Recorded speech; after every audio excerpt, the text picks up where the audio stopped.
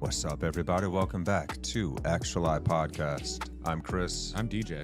And today we are going to cover the subject of the dark side of daycare and a crisis of mental illness amongst recent generations of children, of course, grown into our adulthood.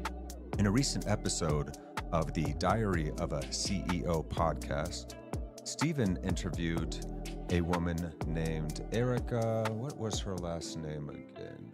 I believe Erica Komisar. And she's a 36-year psychoanalyst and does an incredible job of outlining kind of whereas what we as modern cultures are going wrong here and disallowing our children the most optimal upbringing we can give them to prepare them for this world. The rising rates of ADHD, mental illness, and so on and so forth will be explained in great detail. We're going to kick it off with Erica's mission, and she's going to get on to detail the dark side of daycare and the crisis of mental illness we are facing.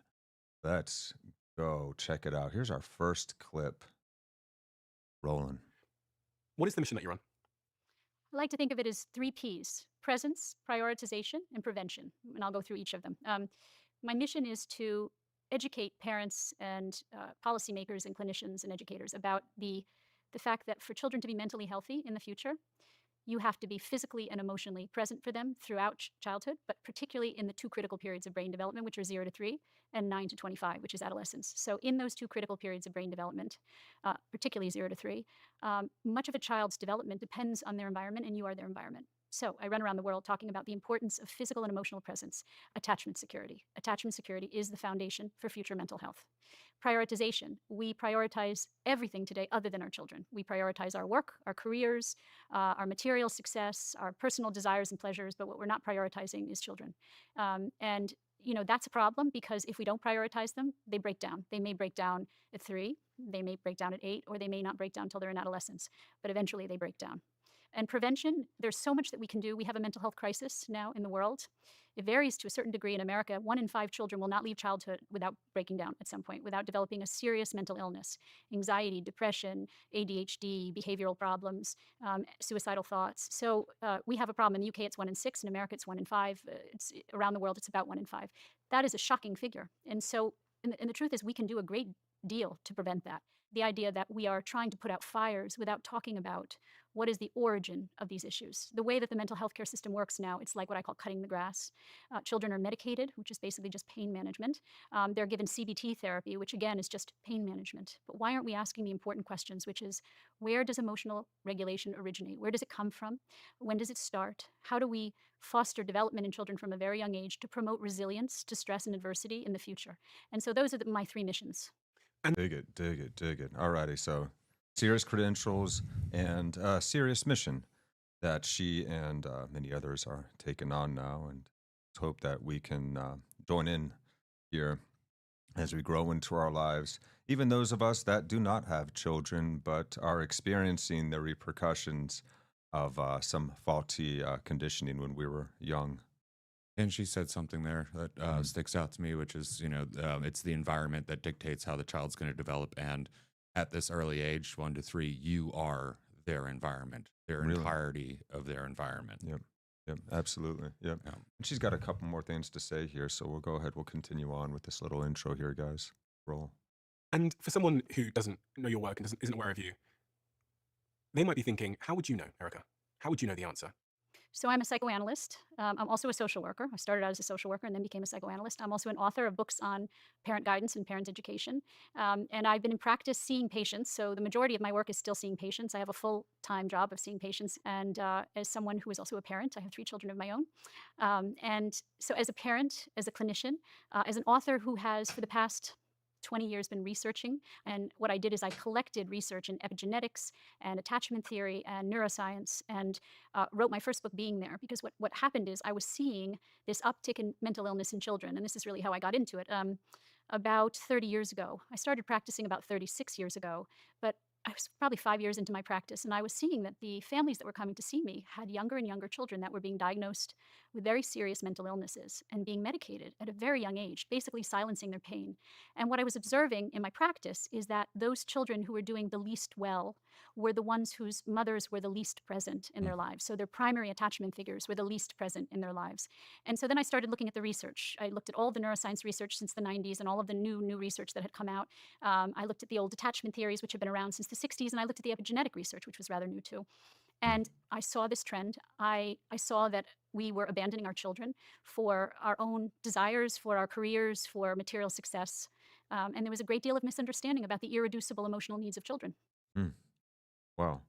So abandoning children in this time where it's most important to cultivate healthy attachments. Yeah, and Boy. it's almost expected now, to leave your kids to somebody else, not be there. Get on, do you? Yeah, do Yeah. you exactly? And I'm not saying that That's you entirely ladies true. shouldn't be able to go out and do whatever you want. You should, but there are repercussions for having a career over your child. A distance from your child, particularly in Yeah. those first three Yeah. years of life, where it's so essential to develop a healthy bond with the primary caretaker. Yeah. Wow. Okay. And so the roles of where um, mother's care and father's care have their own particular, places are going to be gone over here coming up. Right now, we're going to get into that essential role of motherhood itself in those first 3 years. That's going to be right around.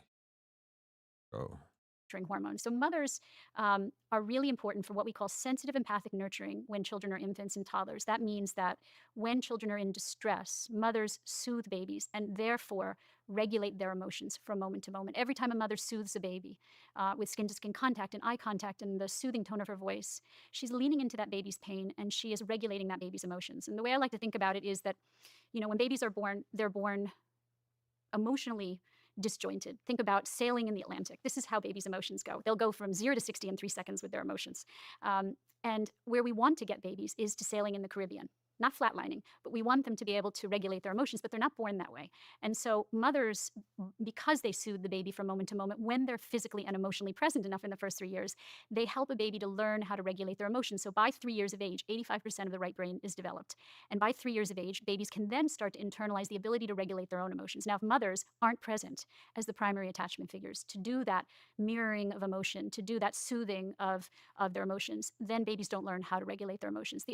yeah. So we need the mother's presence being there and attentive in those moments that the child needs it to give a child a sense of security in the world. Mm-hmm. Yeah, and that mirroring thing, like if you've ever noticed, like with women around kids, like when the baby starts crying, they'll mimic the face and be like, oh, and they'll start Oh, with what's first, wrong? like, Yeah, oh, they'll mimic the emotion Yeah. and then they'll soothe the emotion. And, I'm no expert, but I think that mimicking helps the child, because the children are learning through viewing. Mhm, So it helps mhm. them learn, okay, I can see this, I'm having this emotion, I can see it in you. And then I see you, Mhm. or I feel you comforting me and helping, And recognizing what yeah. I'm feeling, Yeah. And, the baby's not thinking that intellectually. It's but all, it's feeling that. Yeah. Yeah. And when she was mentioning, like It's feeling seen, it's feeling understood. yeah, and so she mentioned the infant's emotions, going from 0 to 60 Oh, in yeah. no time flat, and that's very much true. You see kids, they can go from infants can go from laughing and happy to immediately distraught real quick.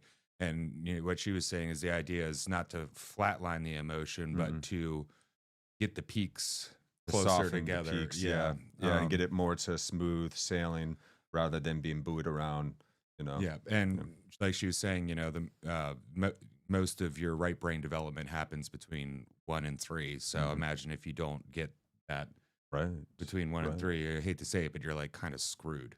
Right. Really. Yeah. Yeah. Yeah. She does mention at one point in this video that there is a second chance where you can make up for a lot during adolescence, but you really have to be on top of your Yeah. game to do that right, which is going to be even trickier than it would be with the 1 to 3 child because, adolescence. So, yeah, she continues on here for a little bit. Let's roll on. Oh, real quick though. Go ahead. And one thing, I think it was Jordan Peterson who said it was basically, an infant is never wrong.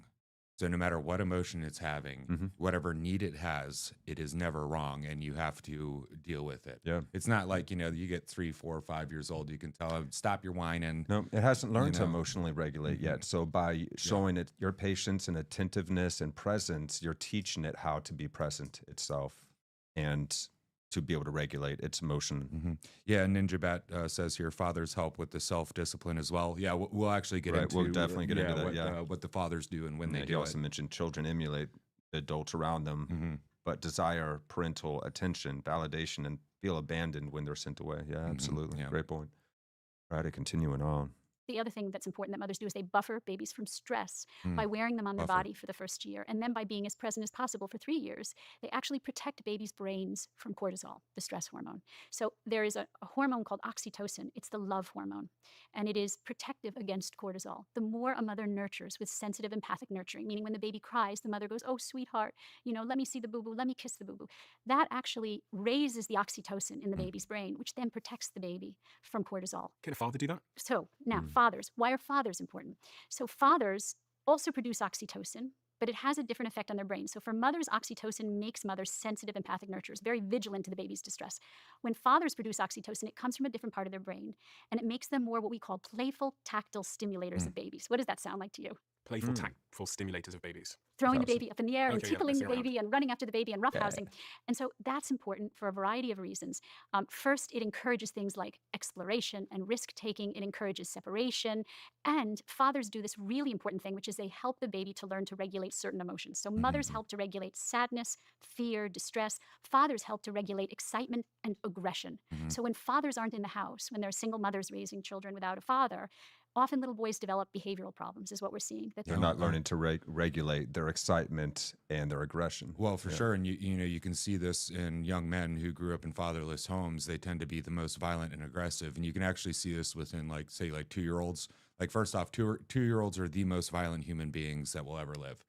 They just are. They haven't figured that out. Call If it the they're terrible upset, twos for a reason. They're gonna slap. They're gonna slap the other kid. They're gonna do that. They're not socialized yet. Yeah. And so fathers help with that. And, sometimes it's really cute. You'll see, like, the father go up to the baby and going, grrr, and then the baby goes, wow, back at him, and it helps with that. And it comes a little bit later, like for the first year, essentially, it's almost as if women are pregnant for 2 years. One, the first 9 months on the inside, and then the next year on the outside, where it's the baby doesn't see itself as a separate entity yet. No, but then it once needs that closeness, it needs that touch. Yeah. But then once it starts to see itself, or once it gets to the point to be able to see itself as a separate entity, that's where the father comes in and starts, pulling it away and playing with it. And teaching it how to feel safe. Yeah, and how to, like when it gets independently really excited, what to do about that. When it feels aggressive, what to do about that, Yeah, so it takes mom and dad. It do. So carrying on, let's roll. They can't regulate their aggression because fathers help little boys in particular, but little girls too, to regulate aggression. So when fathers aren't around, you'll often see little boys who are more impulsive, who are more aggressive.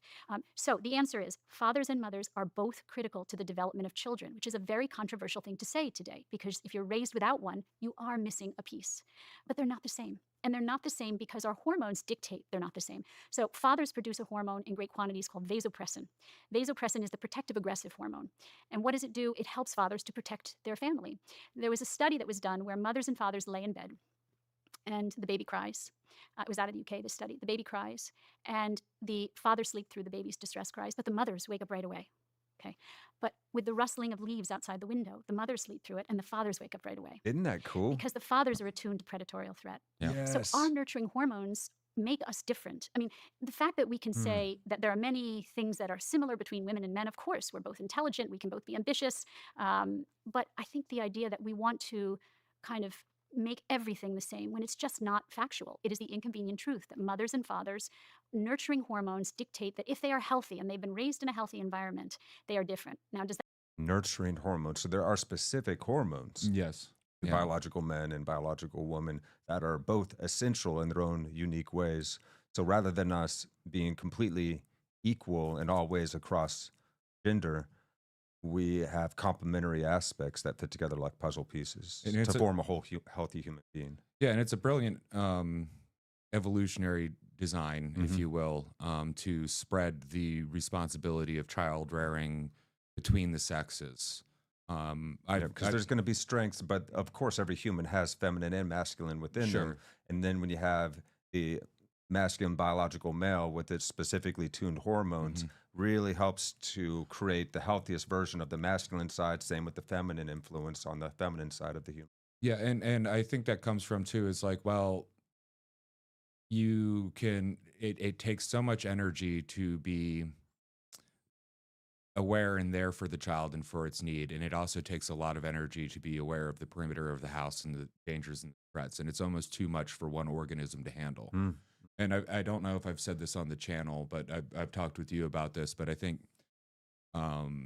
mammals and humans in particular are kind of like an organism that isn't a full organism until it has the other sex with it, is married or is partnered up. And it also seems like a child doesn't completely form if it doesn't have those two things too. So it's like, we like it or not, we are a pairing species. Right. That's why when we marry, we have the tradition of really announcing how these two people are becoming one. It's more than just a fancy poetic thing to bring tears to your eye and stuff like that. There's deep truth in that. It's a recognition of how we fit together and we maximize our whole potential together in partnerships. And that's fascinating. That was so cool to hear how the mother gets woken up by, what was it, the baby's cry or maybe the baby's whimper, but the father wakes up to the rustle of leaves that the mother doesn't hear at all. That's so cool. Like that protective instinct is finally tuned. Yeah. And it kind of has to be. And if you believe in God, or if you're debating whether you believe in God, this is kind of like a proof that it's such a sophisticated system to get us to where we're at. In my mind, it's almost like, I don't know how just random chance could have led to this. Because, we could be an asexual creature that spawns via budding, or lays an egg and buries it and doesn't worry about it. And then, it claws its way out and goes to the sea. But we're not. This is the way our mammalian species defined its niche. And it's really incredible. It's the marriage of the yin and the yang into this whole to realize the ultimate dharmic potential. Yeah. And since, infants are born so early, like, because infants' heads are so big, they have to be, basically they're born half-baked, right? Yeah. And, well, then the other half of its baking needs to be done outside. And that's such a long process, energy-intensive task. It almost has to be split between two mates, two partners. Yeah. Because no other mammals even are the young so unable to take care of themselves. Like, horses and other animals, when they're born, they immediately stand up and start walking. We take over a year sometimes to walk. And then there's, like we're completely helpless. Can't even hold our necks up straight for months after we're born. Oh yeah, like there's marsupials, which will have underdeveloped young, but then they crawl up and they go into the pouch, and then they spend the rest of the time in the pouch, eating off the milk. Humans, we don't got pouches. No, we don't. We don't have that ability. A single possum mom, she can raise 12 young at a time. Single possum mom. Well, that sounds like all possum moms are single possum moms. They don't do, like, other than mating. They don't. Sounds like an album name. Yeah, single possum mom. Like, single possum mom. Yeah, for a bluegrass band. Yeah, there you go. a all female bluegrass band. A family all female bluegrass band. I think we just got a minute left in this clip here, so she's going to finish off here. Does that mean that a father can't raise a child and be a sensitive, empathic nurturer?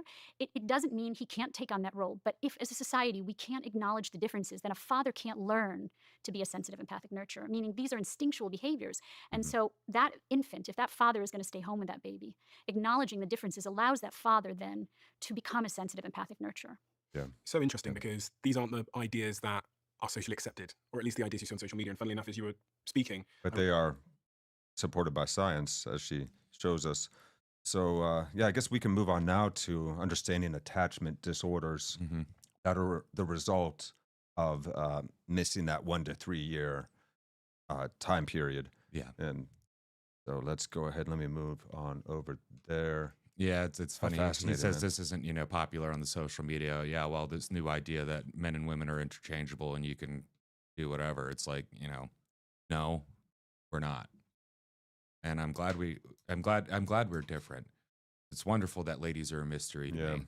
And I'm sure it's frustrating, but also wonderful that men are a mystery to Yeah, women. and And, you know, instinctually we have our strengths. Now we can learn how to do the thing in the scenarios that we need to, and the human species is malleable in that way. But what's going to come naturally to us is one thing. The other thing's going to have to be learned and cultivated over time to be able to do anywhere near as well as the opposite sex. yeah, And that's okay. And a that's carpenter can learn how to lay brick, and a yes. bricklayer can learn how to be a carpenter. But if you've been a carpenter all your life, you're gonna, or if all of your, let's just say, learning has led you up to carpenter, the switch is going to be very hard and require a lot more work than just naturally having it. Right, exactly. Yeah.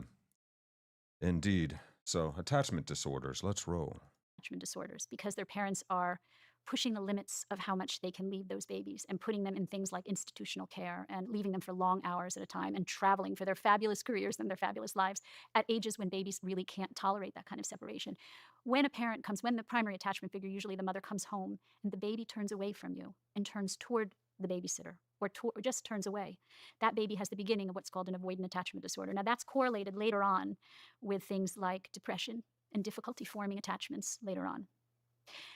The next kind of attachment disorder is called an ambivalent attachment disorder, and the mother then comes home and the baby clings to the mother for dear life because the internal voice in that baby is, my mommy's going to leave me again, so I have to hold on to her. Now, that baby is fractious and can't be soothed and will not let go of that mother, holding on for dear life, what I call like the rhesus monkeys did to the wire cages, right? And that's correlated later on with anxiety in youth. So real quick on The the disorganized the attachment rhesus on the monkeys. rhesus. So go ahead and check out this video in your own time, but because there's a lot more in here. But she was mentioning a rhesus monkey study, and I studied this in my psychology course in community college. So basically, what they did is they took baby rhesus monkeys, and they were given the option between a cold wire figure with no facial features. It's just wire, but it had food, so it had milk. And then there was a simulated mother monkey with a face with big eyes that it can look into and simulated fur. Every single time the baby without food, and every single time the baby rhesus monkey would go over to the simulated mother without the food but the comfort. So it went for the comfort instead of the wire mesh that version had food. So the attachment doesn't come from food; it comes from comfort. And what I learned was particularly the face. Yeah. Because when infants, when they first start to see, they can't see much further than from the mother's nipple to the mother's face. They can't see it. Yeah. So everything they're getting is the face and comfort, comfort in the face. And then looking down, it's no wonder that, women, when they have their babies, they're just, looking at them and loving on them. And then eventually it gets to the point where it's like, okay, I got stuff to do. You're getting a little bit older, but still, like, actually, I wonder, with the eyesight, I wonder the timing when the father, when the father's role becomes more active with the baby, if there's a not correspondence, correlation between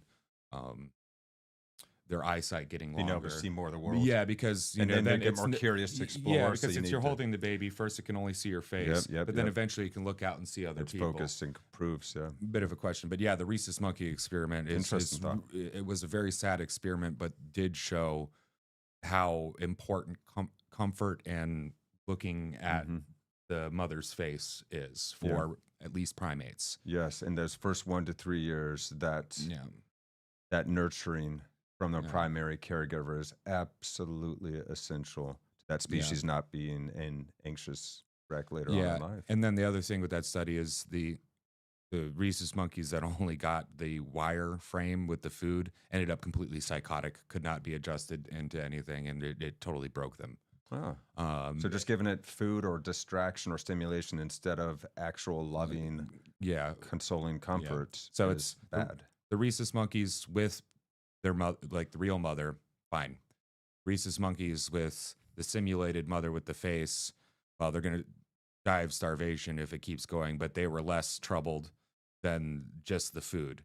And we actually found out, forget which mass starvation it was, but a bunch of orphan babies were basically put in a big gymnasium, and they were given, they're warm, they were given food, but no touch because there were so many of them, and a A lot of 'em. significant portion of them just died.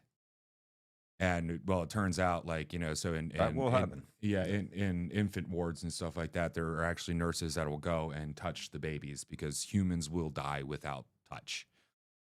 Interesting. Neglect really, really hurts us. Yeah. And actually to the point where if you don't speak to your kids and, in severe neglect cases, something else that I studied, in severe neglect cases, the brain actually doesn't develop to be able to speak. Even if, the kid grows up and gets out of that situation and never learns to speak, it will never be able to speak ever again. It'll be able to understand and communicate in other ways, but won't develop the ability to speak.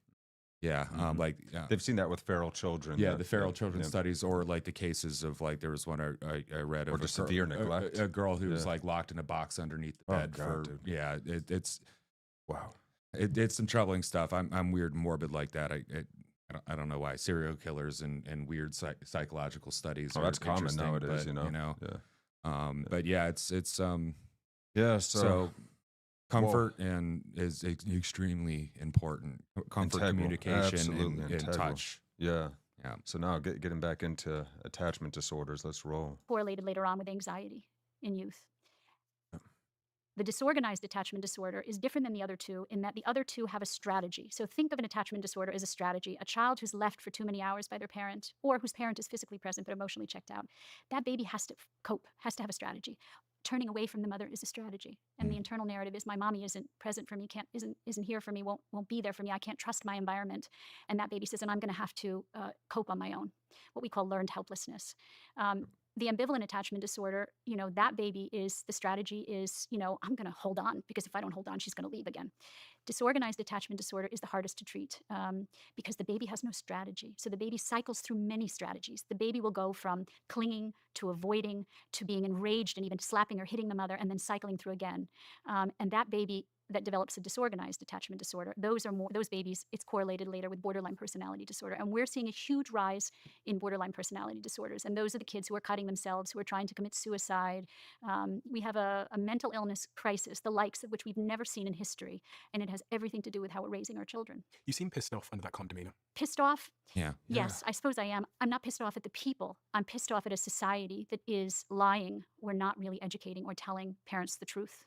So there's 4 attachment disorders. Avoidant, secure. Man, wow. Yeah, and That's a lot. I'm not going to name any names, but I've seen in some of my friends that them and their partner, or just them by themselves because they had no partner, were not emotionally there enough, or left their child, in their room by themselves too much. And then you see this in the kid where they're like, no, or overly clingy. They're not or speaking until after the age of 2. Yeah, or hitting their parents. And, and then I have friends who have borderline personality disorders, and they didn't really, sometimes they were adopted, or there was resentment on the mother's part towards, and this is what I'm getting from talking to them. And they have real issues that stick with them into adulthood. And it's not as simple as, I can give you a pill, or I can give you some sort of therapy to help you with it. It's like you have to deal with the trauma. Yeah, and reteach them what should have been naturally learned from an infant level, but now with a less plastic brain in the adult form. And it's like, man, and yeah, I'm pissed too, and not pissed at the parents, but at the society that we've grown up in, where it's just, well, screw the kids.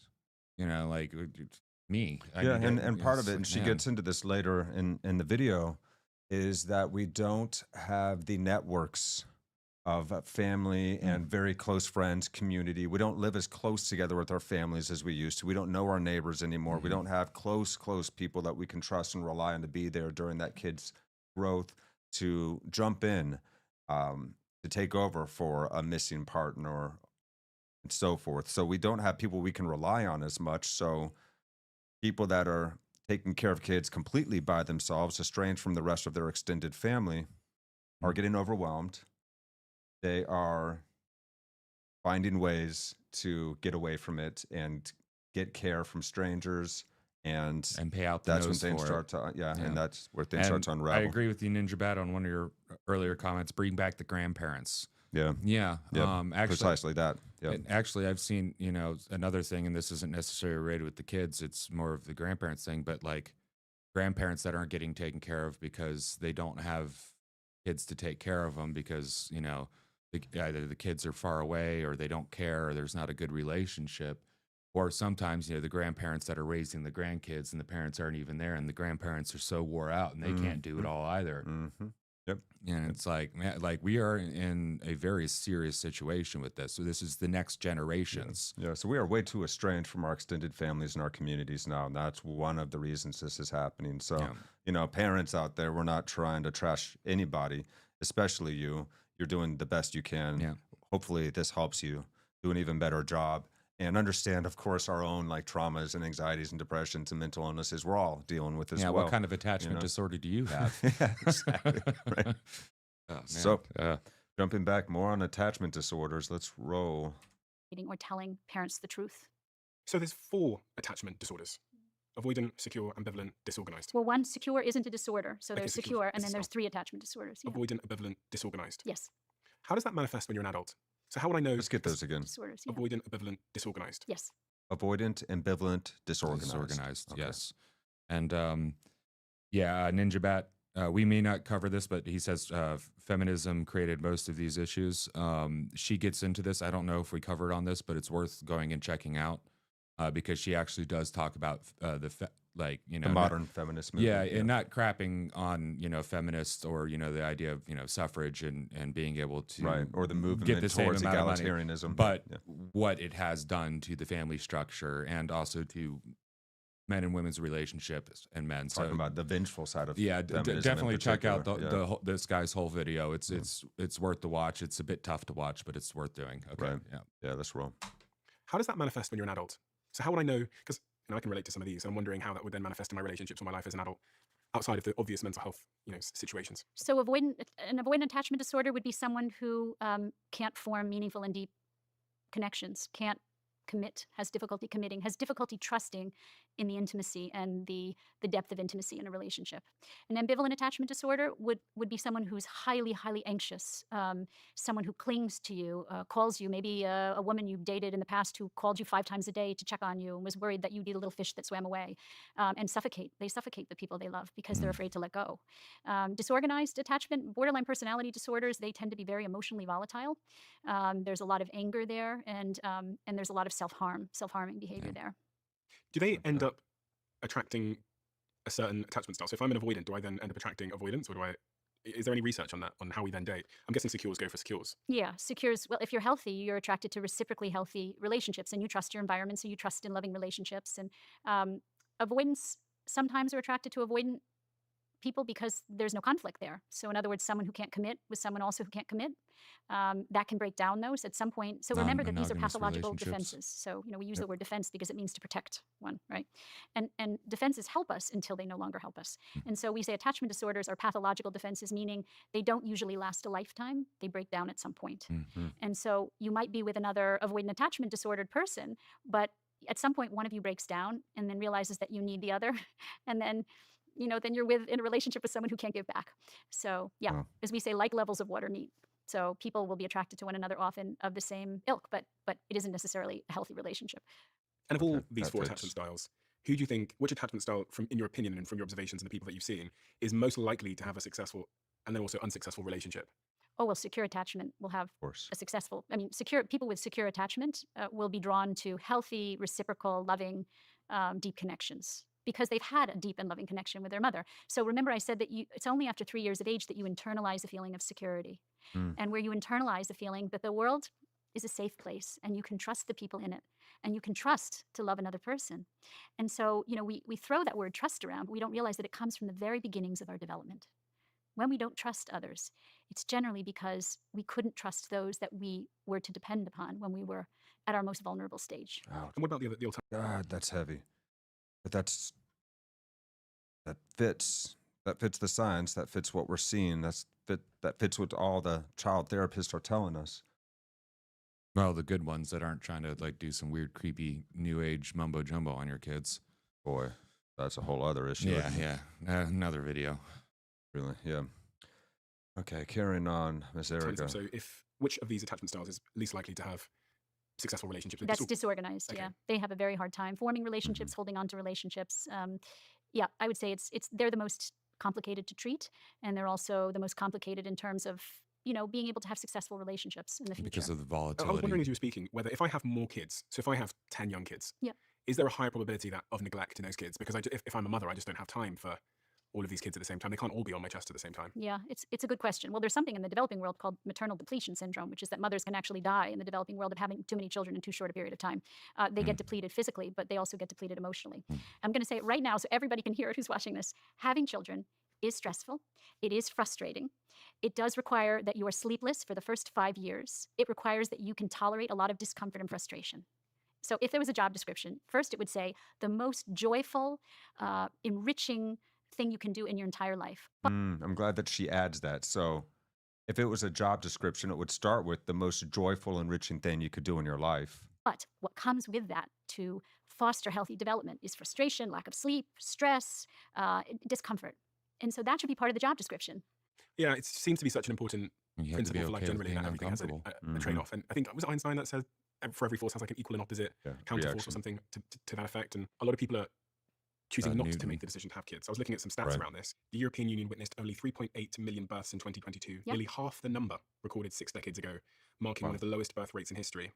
France, for example, known for its robust family policies, has seen a decrease from 830,000 children born in 2010 to just 670,000 in 2023, the lowest since World War II. And this is a huge global trend across, especially It countries is. that have a lot of money. It is. So I speak at a big conference called the Alliance for Responsible Citizenship, and they talk about Arc. a lot of these alarming dropping birth rates. The truth is, though, that as countries become more developed, birth rates do decline to a certain degree. That has to do with economics, some of it. But there's a trend that's happening that's worse than this, which is it's not that they're having less children, which actually, everybody has their own limits in terms of their capacity to give and to love. And so for some people, maybe 1 child is enough. For other people, 5 children isn't enough, meaning they have so much inside of them to give, right? But the alarming thing for me isn't the dropping birth rates due to economics. So maybe people aren't having 10 children like they used to. They're having 3 children or 2 children, right? The alarming thing for me is that people are not having children At all. Yeah. That's more alarming to me, because that's more a sign not of a country developing, but of a country and a society, of a modern society, which does not see the value in raising children and having deep and loving relationships be a priority in your life. That's the sign of a civilization in decline, because we are not replacing the people at a fast enough rate to be able to take care of the elderly as they get older, and to properly raise the children into ideal, optimal citizens Yeah. as they are growing up. And there's an almost infinite difference between 0 and 1. Mm-hmm. 0 is nothing, one kid. And then there's a big difference between 1 and 2. Yeah. Less of a difference You get between an 2 and exponential 3. growth And rate. Also, Social Security. The fact that the more and more old people there are and the less young people putting in taxes, how are we possibly going to pay for the increased cost of Social Security as everyone gets old and there's not enough young people Don't working? you know that they're not spending any of that the government's not spending any of that Social Security money? They're not borrowing against it. They're not doing any of that. Yeah, and Ninja Bat mentions that sadly the pendulum is going to take a very long time to correct these issues if we don't start making difficult choices. And yeah, that's true, because if we don't have, what is it, like 2.2 children per woman per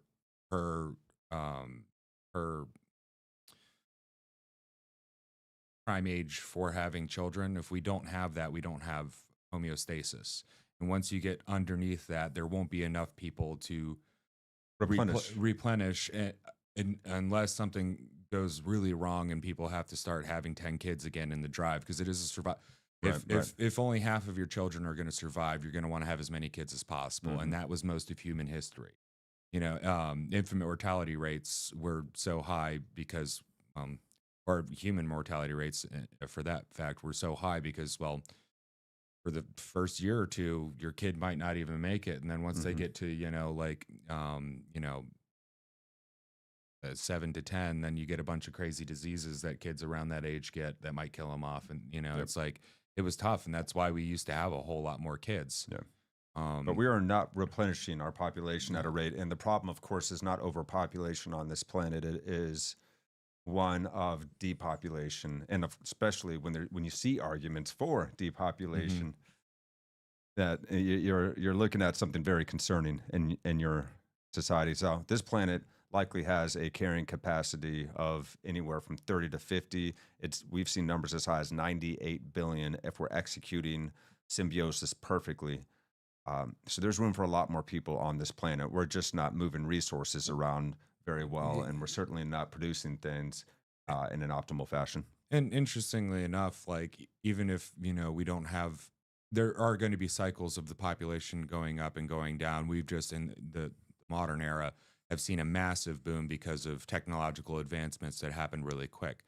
Mhm. But like we could go from having 10 kids to everybody having 2 or 3, and we'd be just fine. Yeah. And we'd hold just fine. Yeah. But what we're seeing is, say, in the West and other developed countries, we're seeing the birth rates go down, and then Dramatically. the big wigs think, well, we can just import people to make up for the numbers, and well, you can't, because that significantly changes the culture. Mhm. And if you want your culture to survive, you can't necessarily do that. Now, America is different because America was founded by people, Various, fleeing yeah. another place, Yeah. and then more people fleeing another place, and more people, and we are a Melting pot. but Yeah. we are the exception to the rule. We're like in Japan, But we still have an overlying American culture. American culture. Yeah, because it's that we're all born into, we grow into. Assimilator, we're not going to like you. Just Well, be an American. You're not going to even be able to hold up a healthy, Yeah. functioning system of Yeah. self-governance without responsible citizens that understand how it works and why it's so important for individual humans to have freedom, speech, freedom of speech and so forth, to protect their rights. So if you're not a part of that, you can bring in some toxic elements that could help pollute the culture. Yeah, and the thing is I'm not like an anti-immigration person. I am Illegal. Well, yeah, for sure, but be responsible, and you can't take everybody. But the other thing is you got the WEF and the UN types who just want to be like, well, we can, we want global equity, which what they're saying is they want everybody to be poor but them on top. And so you can eat bugs and live in a pod. yeah. We're going to eat steak and live on massive estates. But the really terrible thing about this, and you're seeing this in places like Africa, where if we keep going with this, we want net zero carbon emissions and all this stuff, while places like countries in Africa aren't going to be able to have the technological advancements that will allow their people to live this good life that we have in the West. So we did. They won't be first, able to modernize. and so the UN and WF types are pulling up the ladder behind them, and it's just like, yo, like, dude, you guys aren't the good guys. You're not fixing any problems. You're actually creating even more problems, and that we don't know the repercussions for yet. Well, these are the kinds of people that argue for depopulation and try and convince people that the planet's overpopulated. No, cities are overpopulated. Yeah. We're definitely smashing too many people into small, confined areas, but there's plenty of room. We could be doing tiered skyscraper vertical gardens. We can be finding much more optimal ways to achieve symbiosis with our planet, to clear up the microplastics, the pollution, the things that are poisoning our ground. Our water, so forth. That's 2 things that we have to worry about as a species, and if we do it right, we'll be fine. What we take in, so that's the food. On a quarter-acre lot, tiny little quarter-acre lot, even like an eighth of an acre, you can make enough produce to fill your produce needs. So you can't do the meat. Maybe you can get chickens and have a chicken here or there, but how many people have a garden anymore? And not just like a play garden that they feel good about, but a self-sustaining garden, Right. And we knew this because in war times, like in England in wartime, they'd have their gardens. And I think in America, it was called Liberty Gardens, where everybody was encouraged to do this. And it takes far less land and resource if everybody's growing as much of their own food as possible. Absolutely. Now, the second part to this is what we poop out. So our waste. So there's our food in, and then there's our waste. And we don't deal with our waste very well. No. Human waste, probably shouldn't put it back into our food because it's just, A, it's gross, but B, it's also lacking the nutrients that we need because we've already sucked the nutrients out of it for ourselves. But that doesn't mean we can't use it to make food for the things that we eat, or, responsibly recycling our water, not just pushing out this valuable resource just into the ocean. Same thing with the trash. Like New York used to use their trash, incinerate the stuff that they couldn't recycle, and power their city. Now they put it on barges and drop it in the ocean. Yeah, which is better. Which And then you got and sorry for complaining, but you got the city slickers who think they're so much better than everybody else, but their way of living is the most impactful on our environment. You know how many, I would Well, the love to, amount of energy it takes to bring all of the food to these places where you can't grow anything is insane. The increased amount of policing, of disease prevention, sizes of infrastructure for healthcare, sewage, cholera water, is still everything. a real thing, guys. Yeah. You know, there are still people in this world that are in packed areas that get sick from cholera and other diseases. But anyway, that's an aside. There is no we don't have a population issue as in too many people. We can't sustain ourselves. And Ninja mentioned, Japan has reached that unsustainable level. And what do? Well, maybe you can use robots to take care of the old people, but if the young people aren't having enough kids, then you're going to have an empty island, or you're going to have to accept bringing in other people from other countries in order to either breed or replace your citizenry. And this is a big thing, particularly for such an insular society, what do you call it? Not genetically, but ethnically homogenous society. Mm-hmm. Japan's not going to be Japan anymore within the next few decades. Right. It's going to be something else. The landmass will be called Japan. Maybe there will be some culture that is Japanese, but it's going to shift and change. Yep. And it's sad to see any culture disappear for really any reason, but such is nature. Right. You right. know? Yeah. You know. Alrighty. So now let's jump ahead and let's learn about fathers switching roles and being at home as a caretaker. This is interesting. Should fathers be a stay-at-home parent? Because I'm trying to understand if you're saying that dads don't need to be as there present as much as the mother. They have to be there in a different way. In the early days, men don't breastfeed. So that's the first thing. Unless you can show me a man who has grown breasts and can actually breastfeed, maybe it's coming, I don't know. But for now, women's bodies connect them to their babies. They connect them through birth. They connect them through breastfeeding. There is a physical component and a hormonal component to infancy and motherhood. And there really is a difference in the way that mothers respond to babies and fathers respond to babies. Now, when do fathers become really important? It's not that the father isn't important to give the mother a break or to bond with the baby or to bathe the baby, but what that baby needs is that attachment security to that primary attachment figure. So the mother, usually the mother, sometimes it's the father, but usually the mother. Fathers, with their playful tactile stimulation, they become really important when children become mobile. When children start to crawl and toddle, when they're around 18 months to 2 years old, fathers become incredibly exciting. And they're really important. So when fathers aren't around in those days, when children are starting to explore the world, those children have a harder time separating from others. So it's really important to have what we say, the yin and the yang. What we are doing now is we are not prioritizing attachment security, which is the foundation for then healthy separation. And when healthy separation starts, fathers are critical.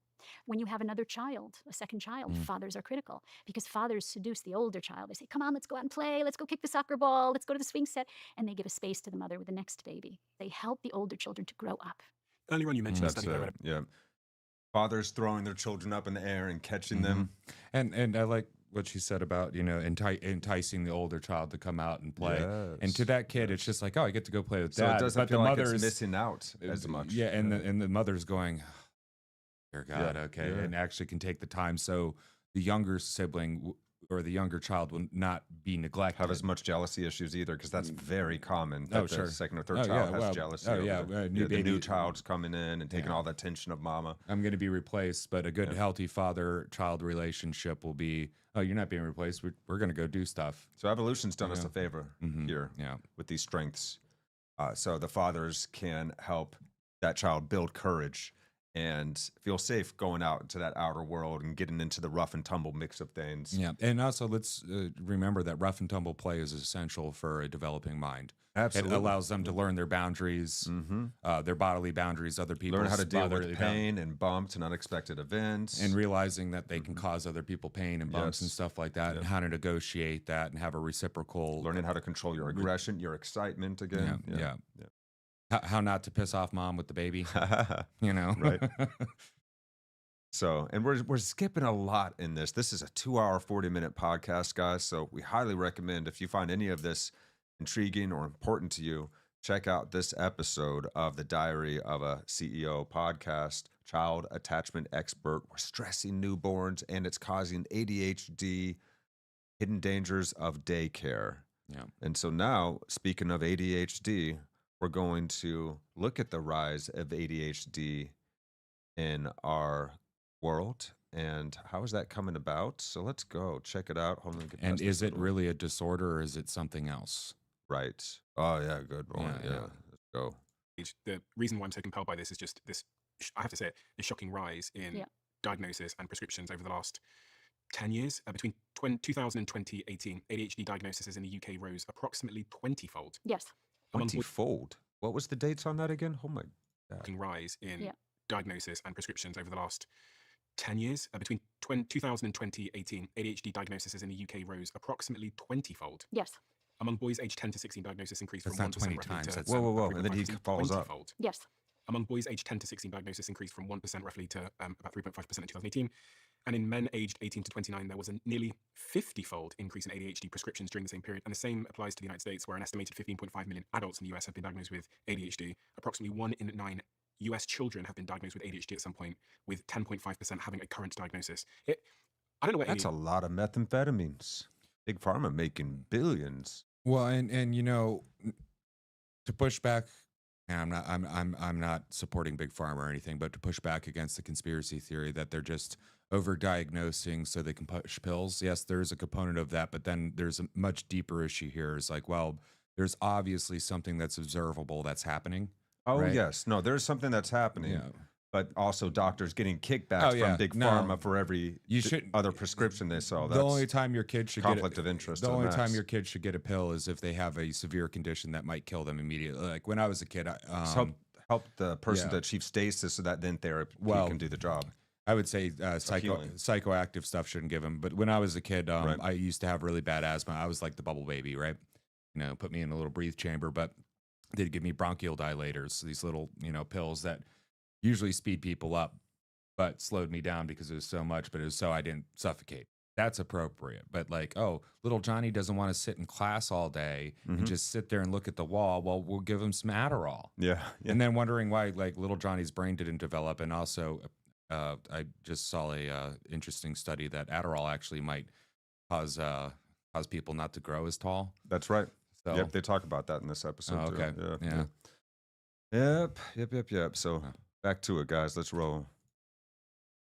have been diagnosed with ADHD at some point, with 10.5% having a current diagnosis. I don't know what ADHD was, but the conversation around it, the prescriptions, the diagnosis seemed to have really surged into culture in a really, really big way.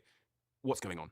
So ADHD was one of the factors that drove me to right being there, because I was seeing this huge uptick in ADHD diagnosis and children being medicated so early. Do you know what the fight or flight reaction is? That's when the sympathetic nervous system starts to kick into action. And Yes. So, well, it's basically our evolutionary response to predatory threat. So if a saber-toothed tiger was chasing you, you either stood and fought, fight, or you ran for your life, flight. So when our children are under stress, they go into fight or flight. So one of the first signs that a child is under stress that they cannot manage is when they become aggressive in school. They hit, they bite, they throw chairs, they have trouble, socially in daycare or preschool or even in school. Or they become distracted, which is the flight part of fight or flight. So what's happening is their nervous systems, the stress regulating part of their brain is getting turned on. So we say that the stress regulating part of their brain has to do with a little almond-shaped part of the brain called the amygdala. It's a very primitive part of the brain, very old part of the brain. And it regulates stress throughout our lives. It helps us to manage it. What we know is that part of the brain is supposed to remain offline for the first year to 3 years, which is why mothers wear babies on their bodies. It's why babies stay close to their mothers in the first 3 years, to keep the amygdala quiet and only incrementally expose children to stress and frustration that they can manage. So imagine taking small bites of it so you can digest it, right? And your mother's there to help you digest the stress. What we're doing now by separating mothers and babies, by putting babies into daycare with strangers, is by sleep training babies, all these weird things that we're doing to babies, is we're turning the amygdala on. We're making it active precociously, too early. What happens when the amygdala is activated too early is it becomes very active and very large very quickly. Whoa.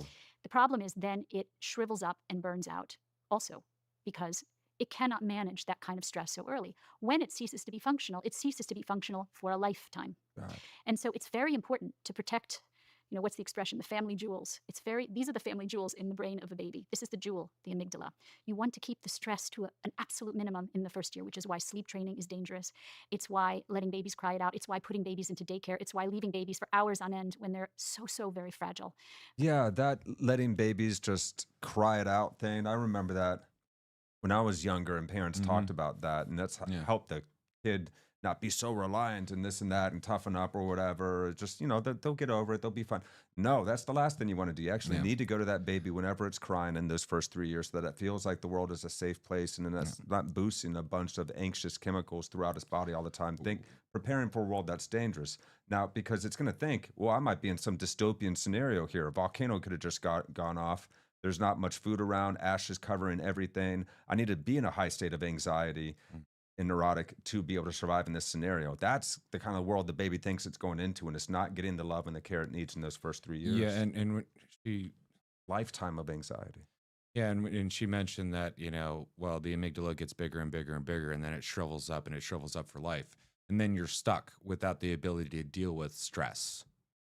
And, well, how common is that now? Where, you ever, if you've ever seen, the TikToks where the quote-unquote libs on TikTok are freaking out and they're screaming and they can't handle it, or the protesters are all freaking out. Like on libs of TikTok. Yeah, I would prefer to refer to those people as leftists, but I appreciate what they showcase on that quote unquote libs of TikTok. But young people. Yeah, we're talking about far extremist leftist guys. Well, and even just the terminally online people, and there's people on the right that suffer from the same thing. Then they don't have emotional regulation. The extremists on all sides. Yeah, and you can see this, and the ideologically possessed and captured, and the anxious-ridden. Well, I think that might be part of it too. Is if you're not protected from high levels of stress as an infant, you will be prone to become ideologically possessed as a safety mechanism and easily jostled around by your stressors in life rather than being able to maintain an even keel. And go with anybody who says, oh, well, I've got a solution for you,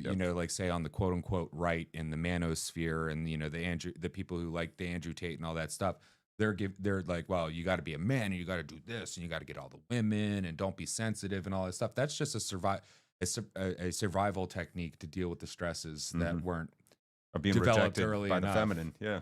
And then, say on the, super left side of it, well, it's the patriarchy, it's this, that, or the other is coming after you. We have the answers. If we just do it like this and you run around with this group and say these things, you will be safe. Yeah. So basically, regardless of the partisan side that one is on, they're going to be exhibiting these issues when they have not been able to cultivate a sense of presence and learn how to be still in the midst of the waves and the crises that go on in life.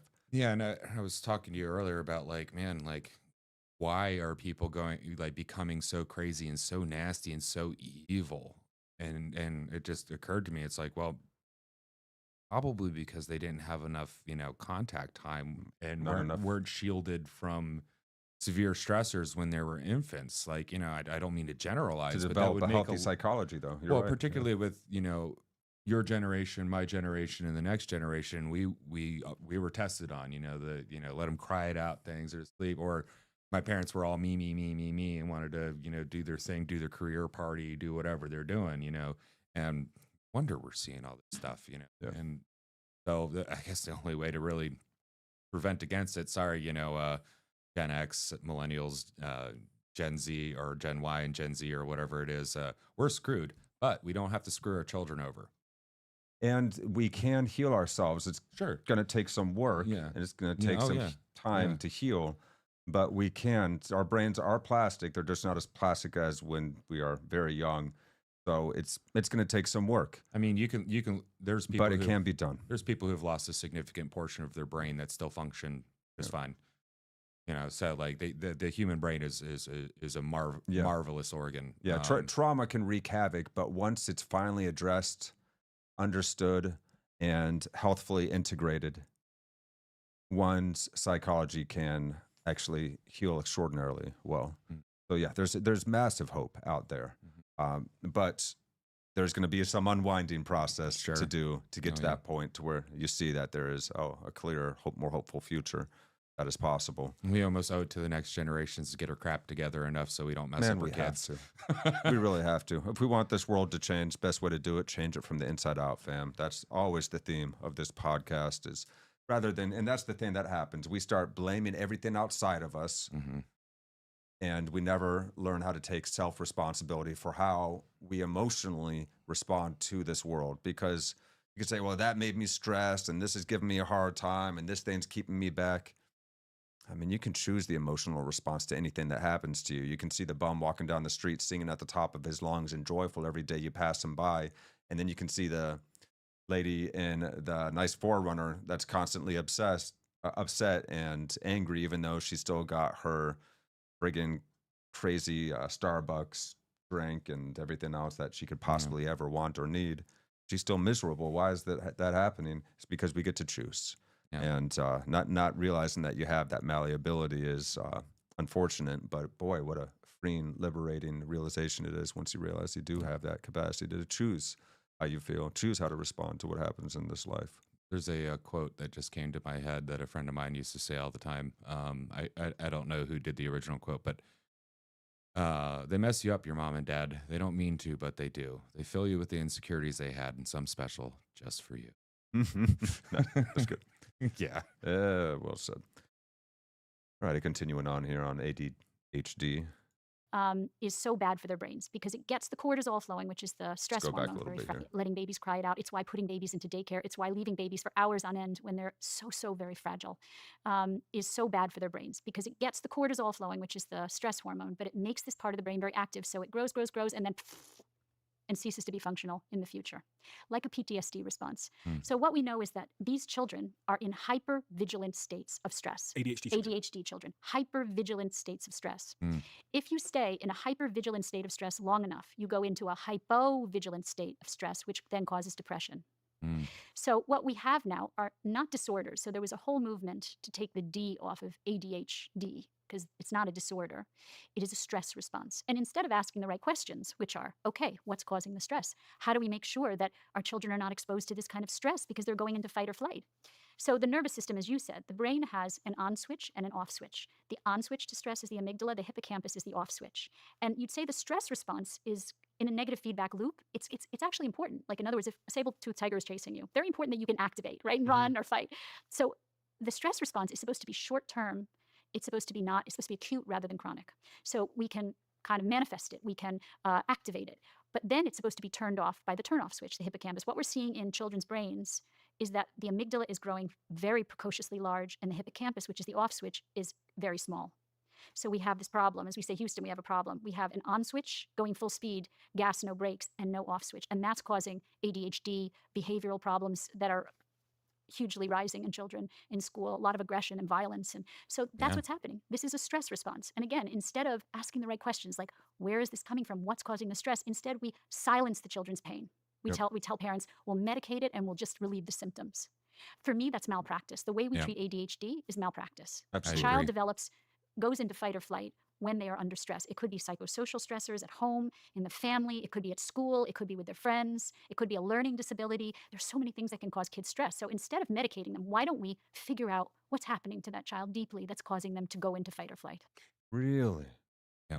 So instead of attention deficit disorder, it'd be attention deficit stress response. Yes. It's not a disorder, but we're treating it as such. And you could call it a disorder because it's disordered, as in the order would be your amygdala and your hippocampus would be in an optimal This is the DSM yeah. version of disorder where they can start throwing pills at it. Sure. And you got to love how psychiatrists love to throw the pill rather than ask, how are you sleeping?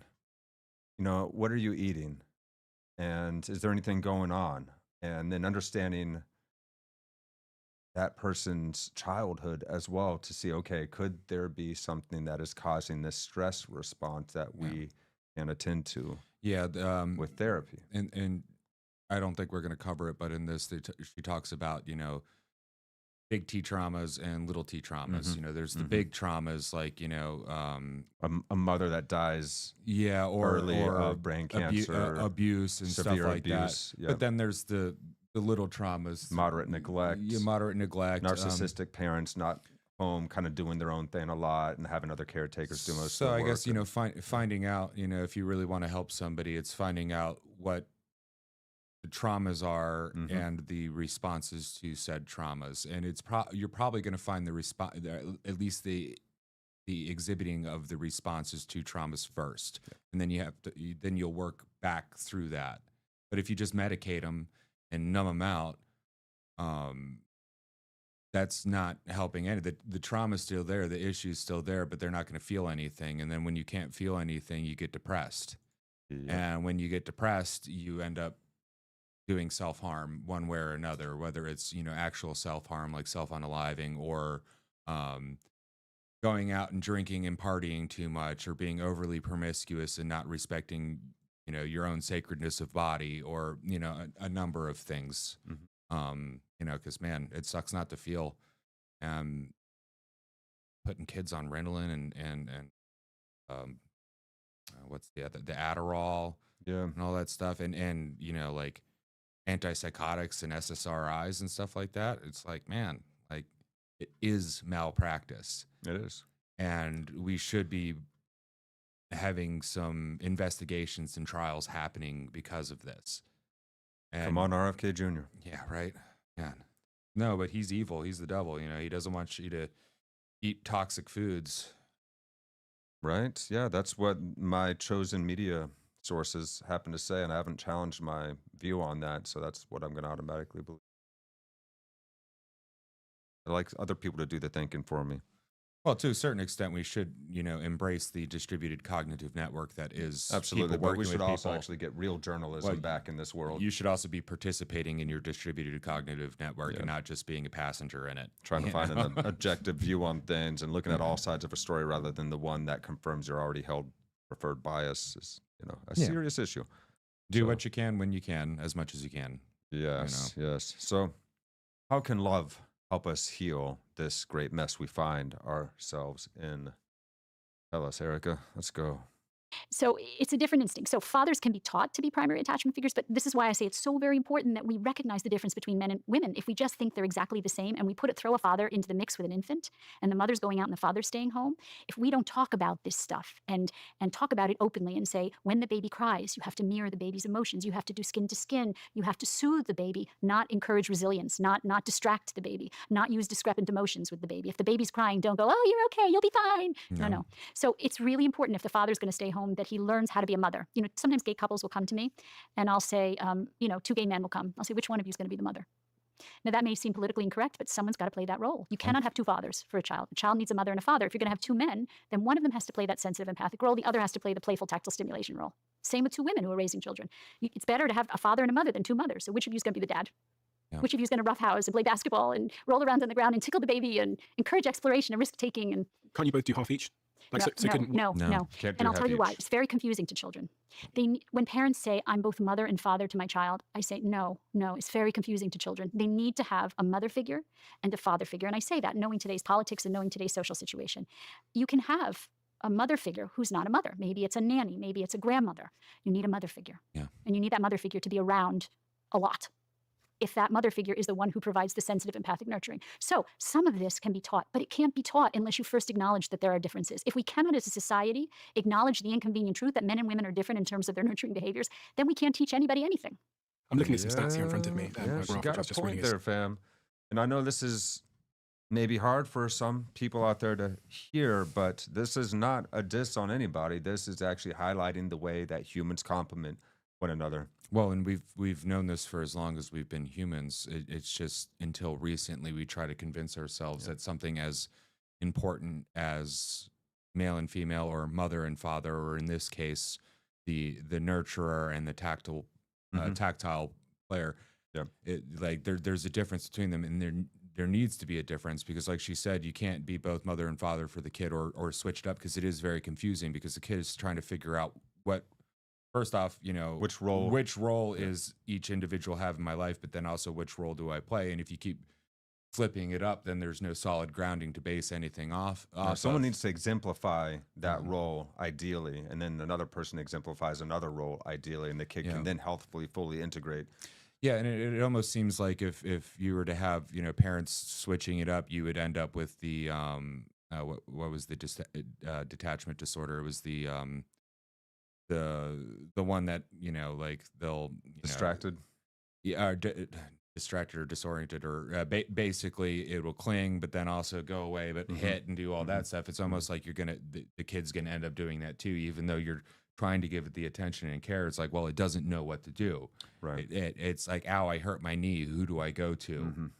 You know, like, well, usually dad is like, well, suck it up, buttercup. But then sometimes he's like, oh my goodness. It's like, well, then who do I go to when like, I'm hurt. I got an owie. I want you to kiss it, make it feel better. Do I go to dad or do I go to mom or do I go to like Daddy J or do I go to Daddy M? You know? Yeah. And I like how she stood her ground here, and she basically said, in the case of gay couples, one of you guys has to be primarily the mother, one of you has to primarily play the fathership role.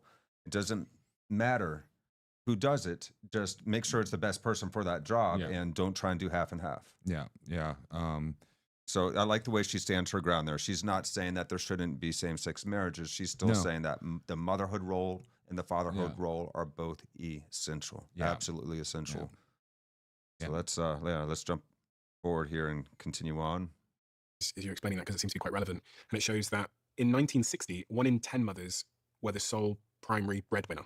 Yeah. Now it's almost at half. It's on its way to half. I know. Almost half of mothers are the sole or primary breadwinner in 2016. Wow. So I mean, these mothers can't just quit their jobs. No. So If it's a good Who's question. gonna take care of baby? I get a lot of people coming to me and saying, and this is very common, I want to quit my job. I want to downscale. I want to work part-time, but my husband won't support it because I made a promise that I would be the primary breadwinner. And now I want to switch and he won't switch, or he doesn't support me giving up my high-paying job. But I feel this transformation of being with my baby and I don't want to leave my baby. The problem with young people is they promise each other, they make promises to each other that they probably should not make. Do not promise your spouse that nothing will change when you have a baby. Say to your spouse, let's prepare for everything to change. I like that. Let's believe that anything is possible and let's prepare. Let's strategize. Let's say, what if I want to stay home with the baby? What if I may not feel like that now, but what if I see this baby and I fall in love with this baby and I want to stay home and I'm the mother and I want to breastfeed and I don't want to go back to work for a while? And so then you say, what would that scenario look like? What could we do? What could we downscale in terms of our material life and our lifestyle that makes it possible for me to stay home? So And I you don't think we do basically that. you think through even those things that might not be likely or preferred to you in that moment. You got to make sure that you're planning for, strategizing for these potential scenarios. Well, proper preparation prevents piss poor performance. And Yeah. yeah. What is it? The 7 P's, proper planning prevents piss poor performance, 6 P's of success. But that whole like, oh, nothing will change once we have a baby. No, your entire life will change. I don't know a single person that had a kid that lived the same life they did before the kid. It's going to be the most joyful, fulfilling, and hardest thing you'll ever do, is the way it seems to typically be described. Yeah, and ideally, you're going to have to figure this out, like, earlier in life, for the ideal family, like in your early to mid 20s. If you still want to have some energy when you're going to be a grandparent, for instance. And still have life after kids to have your career and do your thing. Yeah. And just talk about it. It's like, well, what roles are we going to have? It's like, okay, say like you have a newly married couple, right? And both of them work half the amount that it is to afford what they have now. Well, there's going to have to be a conversation of, well, you're going to be pregnant for 9 months. The mother, you're going to be pregnant for 9 months, and that's going to change things because at a certain period of time, you're not going to be able to go to work. Yep. It's going to be almost physically impossible for you to do so.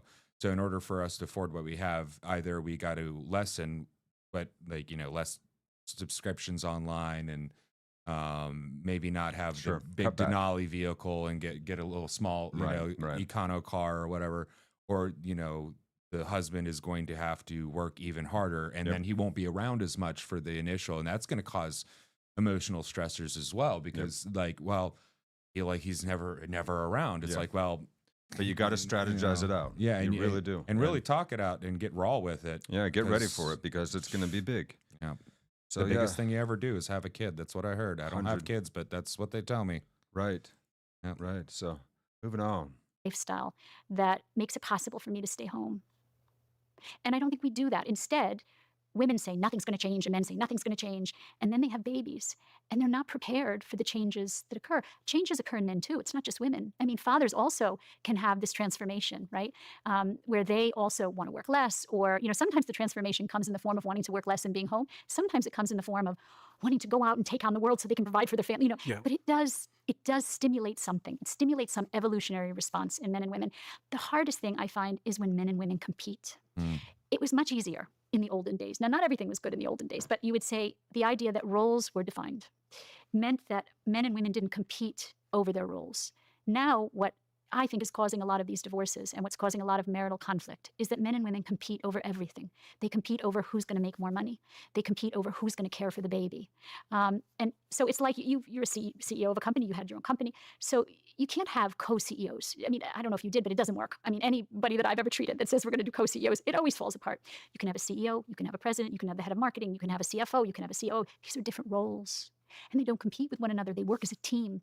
Parenting is a team sport, not a competitive sport. There you go. And so what's happening today, because of all this gender neutrality and I'm as good as you and you're as good as me and we're the same, it means that couples are competing with one another. And that's causing so much tension, because what's best is when couples complement each other. Yeah. Yes. When their differences mean that as a team, they work well to care for a child. And I would say the secret to success in a marriage is save your competition for the tennis court, for the basketball court, for running in the park. But don't compete over child rearing. Who's going to take care of the children? Don't compete over who makes more money. Find a way to complement each other and be a team.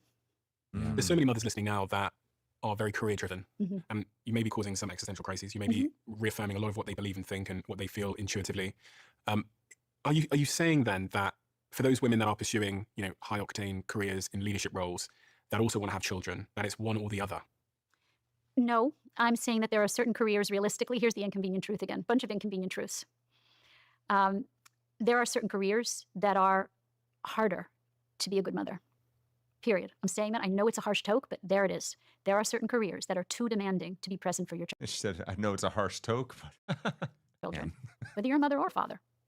You think if you're a father who's a CEO who's traveling around the world and misses your children's birthday and misses your children's soccer games and misses your children's piano concerts and isn't there to pick them up at school or have breakfast with them or have dinner at the end of the day, you think that child is going to have a healthy relationship with that parent?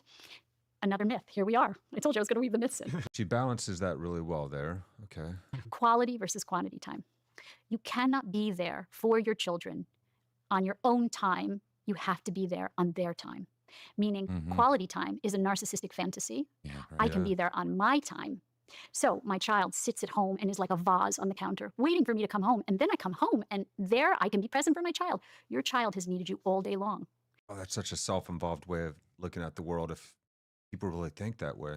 Well, Jeez, yeah, you're treating it like it's just a vase, and then all of a sudden it's alive and animated again when I get back home, and now I can interact with it. Now it's having a life. You're not thinking about the fact that that kid is alone and away from you all this time and experiencing withdrawal symptoms, basically. yeah, and in movies and shows, you'll see like the archetypical too busy for the kid dad, right? And he thinks, well, I can just show up for your birthday and get you this nice thing and have this time with you on my time, and it's going to work.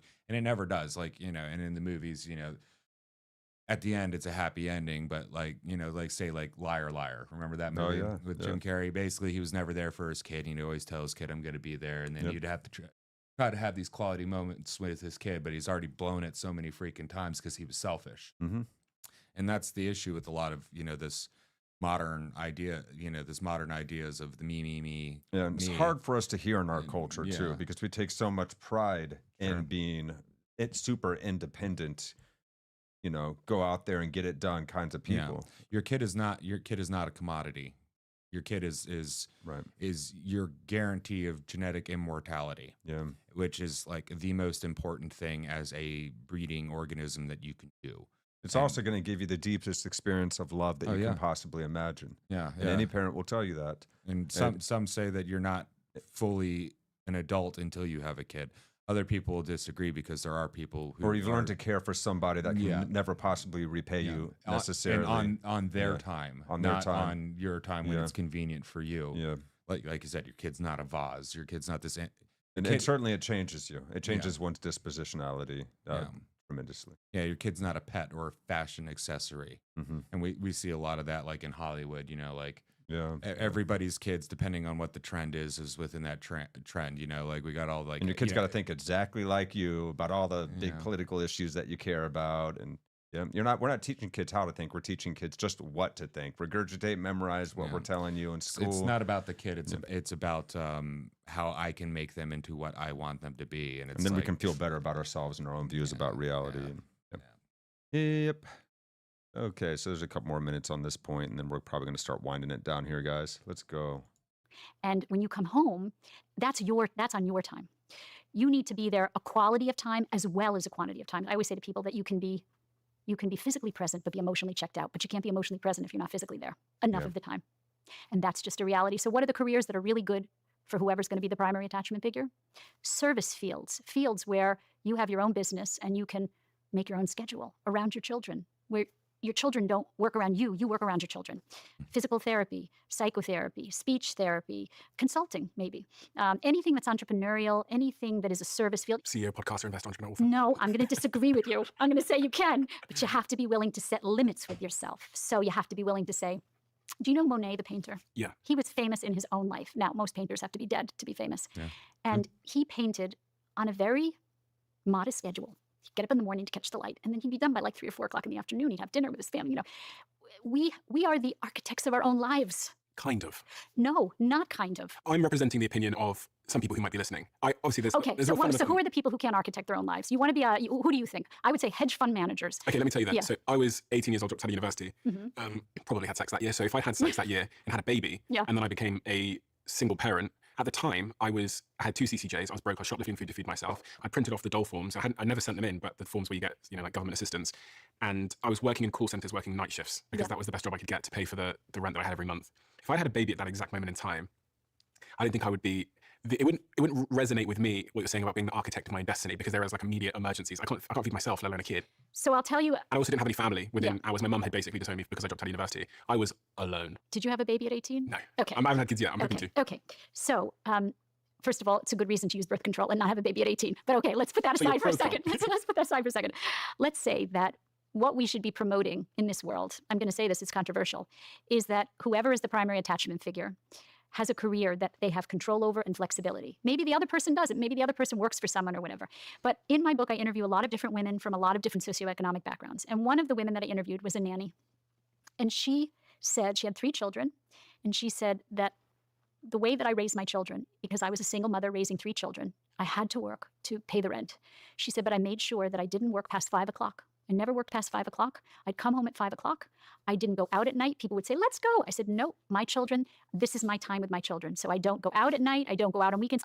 When I'm not working, I am with my children. And my children knew that I had to work. But the way I used my free time was very carefully. She also said to me, and again, there are a number of interviews in there. She also said that the people who she left her children with, she never used daycare. She had extended family watch her child. So her neighbor, who was her dear friend, she paid to watch her child. And so that person was auntie, and that person was like family and was in that child's life forever. So what I say about childcare is there are different levels of importance. So the best is your primary attachment figure. Next best is kinship bonds, family or extended family. Someone who has a similar investment to that child as you do. Yeah. So what we're looking at here is self-sacrifice and unconditional love as the ways to be able to tackle that. the issues. And when she's talking about like the best careers for the primary caregiver are ones where you have control over them, not like a 9 to 5 that you have to show up for. Yeah. So you're sacrificing your ideal, perhaps, career goals for something that is going to help you to be able to be a better parent in these most essential years of your child's life. So here's And that's a hard sacrifice for people to make, I'm sure. Yeah. Well, That's why we need to plan ahead and strategize if we're really going to be doing these things. Yeah. So here's an interesting little bit of trivia. Do you know why young men are referred to as like young master? Like, young Master Bruce. It's because they are young masters of their own destiny, because they haven't had kids yet. But as soon as they have kids, they're no longer masters of their own of their own destiny. So that idea, like particularly for men, and I'm going to speak as a man, is once you have the kid, it's no longer your destiny; it's your child's destiny. It's a dynasty. It's your family's legacy. Yes. A legacy. Yep. Yes. So let's take a quick look at policy fixes, potential policy fixes to close this out, guys, because Erica does outline some, I think, stellar ideas here towards the end of this episode. She does cover technology's effect on children, screen time, all of those things. So this is a highly recommended podcast, guys. Make sure you go out and you watch the whole thing or look up Erica herself if you'd like to learn more about this subject. We're here to give you a quick cursory glance and give you a brief summary, but it's a 2 hour and 40-minute podcast, and we're just doing an hour and a half here. So let's go ahead and jump on into this. Yeah, let's go ahead and make sure that's the right time. Whoops, I'm a little bit ahead. Dum, dum, dum, dum, dum, dum. Dum, dum, dum, dum. There we are. Let's go. Yeah. What would you change? I make you prime minister of the world, president of the world, and you can fix this issue. Oh, I would have little boys educated separately than little girls in the early years. In the early years, I would have boys' schools and girls' schools because little girls learn differently. And also, there's been a lot of evidence to show that in the early years, when you do single gender education, little girls will try things, will take risks with things that they wouldn't in front of little boys. And little boys will try things that they wouldn't take risks in front of little girls. Like little boys are more likely to try art and painting and music. Little girls are more likely to try STEM and math and, all these things that we talk about little girls should do. So the idea is that single gender education in the early years is better for little kids because they learn differently. What about as it relates to men? What would you change to fix the issues you were talking about with testosterone and those kinds of issues? Talk about it. We should be talking about it. We don't talk about this issue. How many times have you heard what I just said? People don't talk about the fact that if we're going to flip this around and have men be the nurturers, they're going to have pretty low testosterone. You're going to have to supplement their testosterone. And so, and also you take their purpose away evolutionarily and they get depressed. Yeah. Women have many sources of self-esteem. They have work, they have children, they're relational. And for the most part, historically, men found their self-esteem from meaningful and purposeful work. And also from protecting their families. So what we've done is we've taken their purposeful work outside the home away. We've made their purposeful work staying home with children. And, we've lowered the testosterone. So if you look at it and say, we're trying to switch, it's like a social experiment. We're trying to change something that's taken thousands of years of evolution to create in just, less than 100 years. And it's problematic. So what would I do? I would talk about it. I would have couples talk about it. I think they need to talk about the competitiveness. I think they need to talk about the envy and the jealousy and even the disappointment. I mean, a woman who comes home and sees her husband caring for the children, on one hand, she might say, oh, my husband's so sweet and lovely, and I love that he cares for my children. And on the other hand, she says to her friends, I wish he was bringing in more money, and I wish he was taking care, I wish he was taking care of me. So it's problematic. There was a longitudinal study done in the Philippines that followed 624 men over almost 5 years and found that those who became... So she also goes on to talk about ideas like increasing maternity leave here in the States. We're actually... We don't have it at all here. No state, maybe state requirement. The company you work for, but there's no state requirement. Yeah. We're one of only 2 countries on the entire planet that doesn't have maternity leave built in.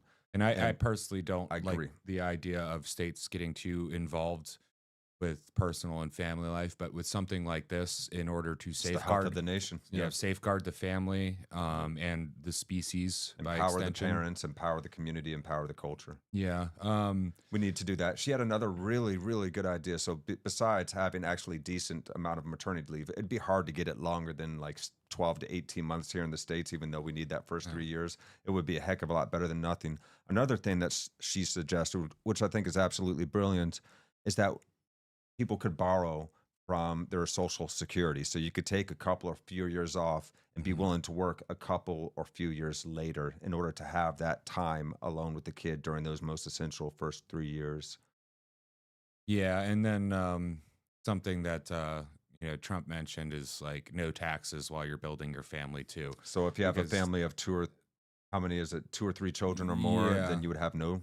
Or income tax? Well, whatever it is, it's like, once you have your first child, if you're going down this road, maybe the government shouldn't be taking a bunch of your money that would go towards actually making sure that somebody can, the primary caregiver for this child can stay with it. So then maybe you don't have to get the maternity leave. Maybe actually we can get back to one, sole provider for the family is enough to actually afford things. That's cost of living, back in the 50s, yeah. So and where one person could be working as a gas station attendant and make enough to take care for a family of 5 and still put a little in the bank. But these are very complicated issues, and there's not a pill that you can take to fix the issues. It's constant. No, work. we got to change it ourselves, societally, and then individually. I think what would really help is making it cool to embrace your family again. Yeah. And want to actually be close with your family. Yeah. So individually and then societally. Yeah. Individually, is the societally, and then governmentally. Yeah. Because the government should be an expression of the best of us. The same with our society. Well, the government. Neither of those are going to improve until we ourselves are willing to do the deep soul searching to improve ourselves as individuals, because we are society. Governments go tyrannical when their people get tyrannical. Right. It's just how it is. Yeah. I hate to say it, but that's just If you're what it upset is. with your government, well, it's a reflection of the people and the state of the people. If the government is corrupt, and the people have become corrupt, and they are willing to put up with that level of corruption. So yeah, let's change the game, fan. We got to change this world from the inside out. Thank you guys so much for tuning in to this episode of Actuali podcast and our weekly live stream series, Meaning Making 101, where we try to make sense of this crazy world and figure out how we can help create an awakening or help usher in an awakening from the meaning crisis we find ourselves in.